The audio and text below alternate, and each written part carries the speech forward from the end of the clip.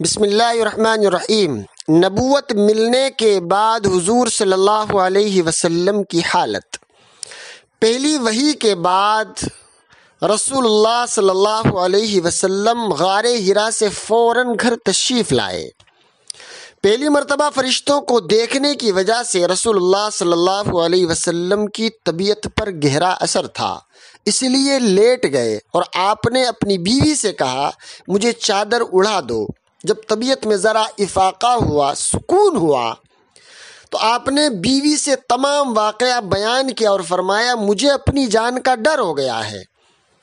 حضرت خدیجہ رضی اللہ تعالی عنہا نے آپ صلی اللہ علیہ وسلم کو تسلی دی اور فرمایا آپ پریشان کیوں ہوتے ہیں؟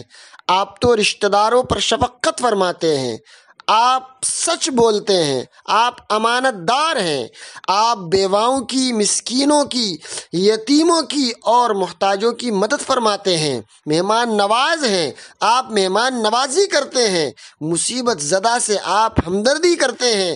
اللہ تبارک و تعالی آپ کو کبھی بھی غمگین نہ کرے گا۔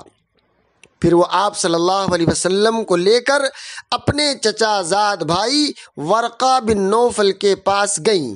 وہ تورات اور انجیل کے بہت بڑے عالم تھے۔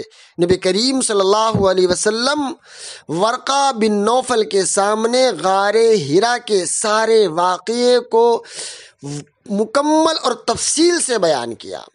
ورقہ نے فرمایا یہ تو وہی فرشتہ ہے جو حضرت موسیٰ علیہ الصلاۃ والتسلیم کے پاس آیا کرتا تھا۔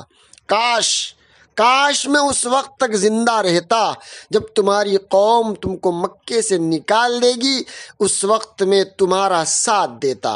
حضور صلی اللہ علیہ وسلم کو بڑا تعجب ہو گیا، کیا میری قوم خود مجھے میرے گھر جہاں میں پیدا ہوا یعنی مکے سے نکال دے گی؟ ورقہ نے کہا ہر نبی کے ساتھ یہی معاملہ ہوا ہے۔ پھر کچھ عرصے کے بعد ورقہ بن نوفل کا انتقال ہو گیا۔